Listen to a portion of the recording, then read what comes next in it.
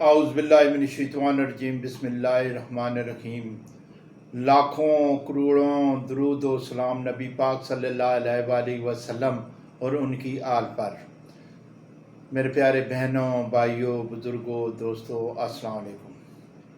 جیسا کہ آپ کو پتہ ہے کہ میں کوئی نہ کوئی مرض جو ہوتی ہے اس کے لیے ہربل میڈیسن ایڈوائز کرتا رہتا ہوں، اور میری ہربل ایڈوائز جو ہوتی ہے انتہائی سستی، پائیدار اور کامن سی چیزیں ہوتی ہیں۔ کوئی ایسی جڑی بوٹیاں نہیں ہوتی کہ جو بہت زیادہ کاسٹلی ہوں۔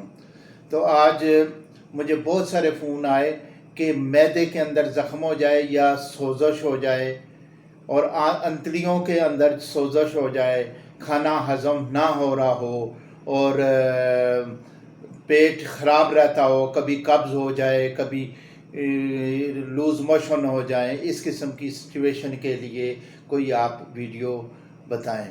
تو یہ جو ہوتا ہے معدے کی وجہ سے، کیونکہ یہ معدہ جو ہوتا ہے جیسے گاڑی کا انجن ہوتا ہے، اسی طرح انسان کا یہ انجن ہے۔ یہ اس میں خوراک جاتی ہے اور خوراک ہضم ہو کر اچھی طرح ہضم ہوگی تو یہ خون بنائے گی، خون بنا کر جگر کو جاتا ہے، پھر جگر جو ہے ہمارا جو ہے بہت سارے پروسیس ہوتے ہیں، اس کی لمبی چوڑی تقریر ہو جائے گی، جو وہ گردے بھی فلٹر اسے کرتے ہیں اور یہ خالص ہو کر جگر کو جاتی ہے۔ جگر جو ہے پھر وہ ہمارے جسم کو، پورے جسم میں یہ خون سپلائی کرتا ہے، پھیپھڑے اس خون کو صفا کر کے بالکل جو آکسیجن پہنچاتے ہیں اس میں، تو یہ جگر جو ہے ہمارے پورے جسم کو خون مہیا کرتا ہے۔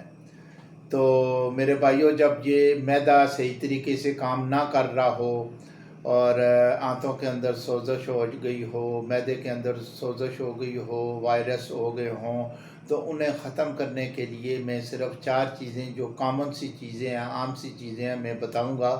انشاءاللہ تعالی آپ مجھے دوائیں دیں گے۔ میں ایسے بہترین نسخے بتاتا ہوں جو میں نے ہزاروں لوگوں کو پر آزمائے ہوئے ہیں، ایڈوائز کیے ہوئے ہیں، ان سے ان کو فائدہ ہوا ہے، اور وہ میرا جو زندگی کا ایکسپیرینس ہے وہ میں شیئر کرتا ہوں تاکہ تمام میرے بہن بھائی اس سے زیادہ فائدہ اٹھا سکیں اور کاسٹ بھی بہت کم آئے۔ تو جو لوگ معدے کے لیے میڈیسن استعمال کرتے ہیں وہ روزانہ کے بیسس پہ، تو ان میڈیسن سے جان چھوٹ جائے گی۔ آپ نوٹ کر لیں، سب سے پہلے تو آپ لیں 25 گرام جو ہے